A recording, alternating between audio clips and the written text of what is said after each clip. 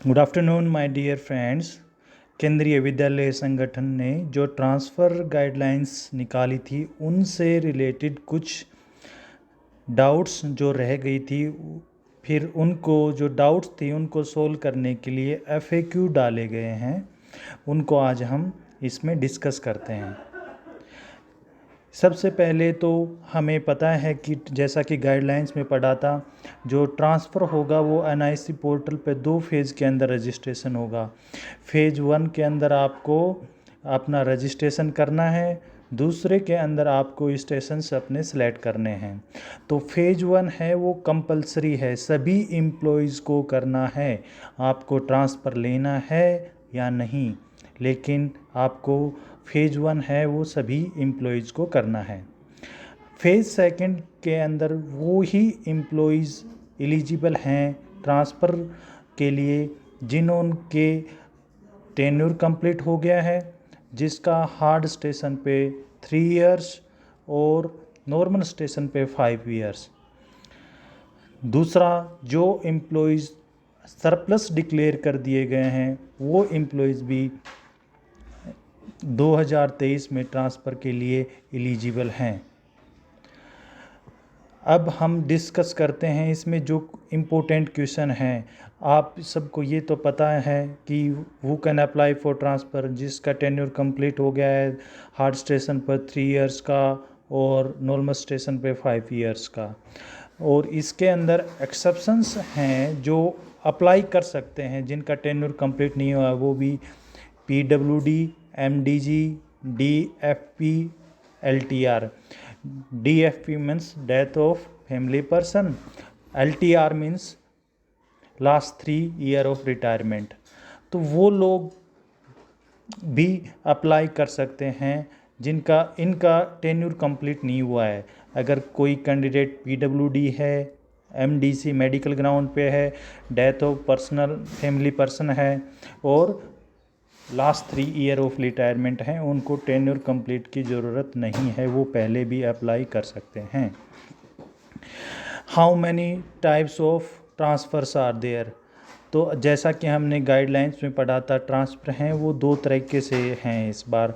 Transfer due to organisational requirements और transfer on administrative grounds. तो administrative grounds पे तो आप लोगों को पता है कि संगठन की तरफ से जिन लोगों को हार्ड अंडर 40 में हार्ड स्टेशन नहीं कंप्लीट किया है अभी भी, उनको किया जाता है। और ट्रांसफ़र ऑफ ऑर्गेनाइजेशन रिक्वायरमेंट, जैसा कि किसी विद्यालय के अंदर 50% स्टाफ है, वो सरप्लस है, तो वो जो संगठन है वो उनको वो अपने आप कहीं पर भी पोस्टिंग दे सकता है। Who would not be given exemption from getting displaced if not opting for transfer। तो इसके अंदर वो जो बताया गया है, डिस्प्लेसमेंट काउंट के ऊपर आपका जो है वो आपको डिस्प्लेसमेंट होगा। जो कि ट्रांसफ़र गाइडलाइंस हैं उसके अंदर आपके पॉइंट्स दिए गए हैं। अगर आपके पॉइंट्स आपके डिस्प्लेसमेंट काउंट हैं वो अगर लेस देन हैं तो आपको कोई भी डिस्प्लेस नहीं कर सकता है। What is the minimum number of preference that can be submitted by an applicant for transfer displacement। तो इसके अंदर आपको 5 की 5 जो चॉइस हैं, ऑप्शन हैं, वो आपको फिल करने हैं। ये बहुत से लोगों का क्वेश्चन है कि हमें क्या एक ही सेंटर ऑप्ट कर सकते हैं। नहीं, आपको आप 5 के 5 ऑप्शन हैं वो आपको चूज़ करने हैं।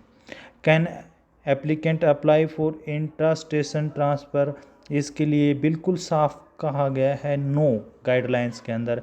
अब की बार इंट्रा स्टेशन ट्रांसफ़र का कोई भी रूल एप्लीकेबल, कोई भी रूल नहीं है गाइडलाइंस के अंदर। Can an applicant apply irrespective of completion of tenure.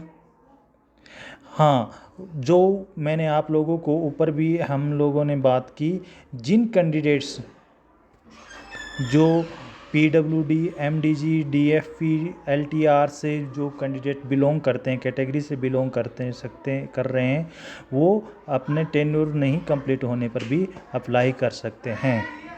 Is it mandatory for all employees to fill employee profile phase 1? Yes, ये मैंडेटरी है आपका। मैंने पहले बताया कि आप ट्रांसफ़र ले रहे हैं या नहीं ले रहे हैं, लेकिन आपको जो एम्प्लॉय प्रोफाइल का फेज 1 है NIC पोर्टल पे वो कंप्लीट करना है। What if an employee does not apply even after completion of tenure? क्या होगा अगर किसी एम्प्लॉय ने टेन्योर कंप्लीट होने पर भी अप्लाई नहीं किया? तो उसका KVS अपने आप ही कहीं पर भी ट्रांसफ़र भेज सकता है। अगर कोई भी एम्प्लॉय अगर टेन्योर कंप्लीट होने पर भी उसी स्कूल में रहना चाहता है, अप्लाई नहीं करता है, तो KVS अपने आप उनको किसी भी स्कूल के अंदर ट्रांसफ़र कर सकता है। What % of disability to be considered for PWD employees?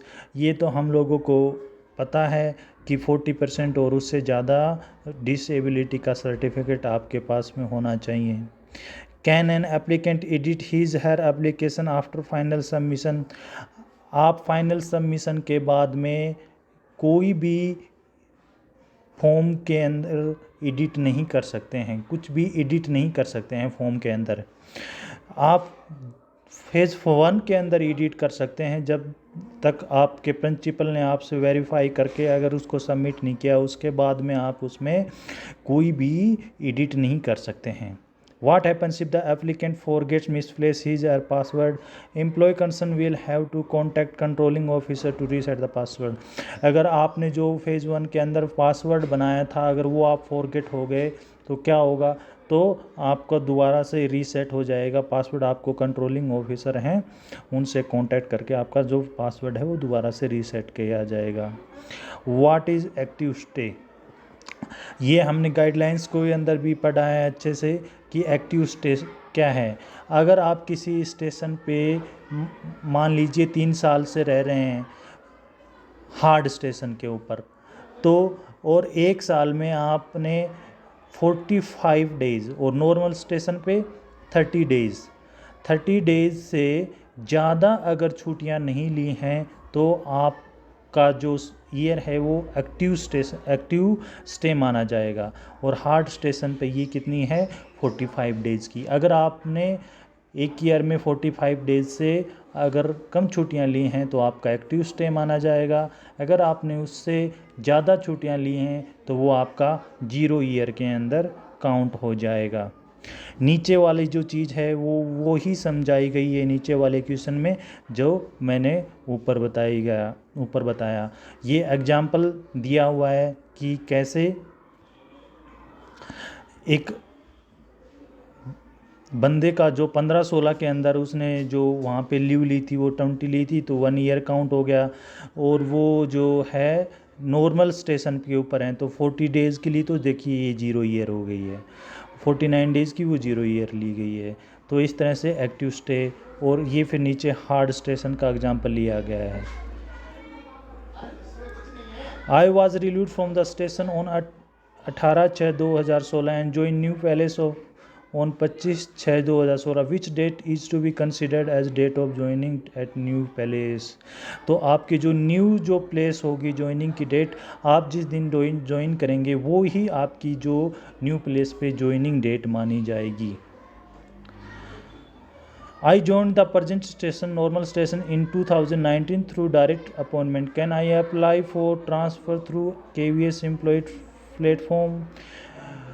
तो इसके अंदर जैसा कि मैंने आपको बताया कंपल्सरी है आपको पहला पार्ट का तो रजिस्ट्रेशन करना, पहला फेज का रजिस्ट्रेशन करना कंपल्सरी है।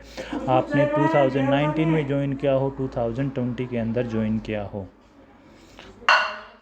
तो फ्रेंड्स इस वीडियो के अंदर हम इतना ही करते हैं। इसके सेकंड पार्ट के अंदर हम सारी पॉलिसीज़, सारे जो FAQ हैं उनको डिस्कस करेंगे।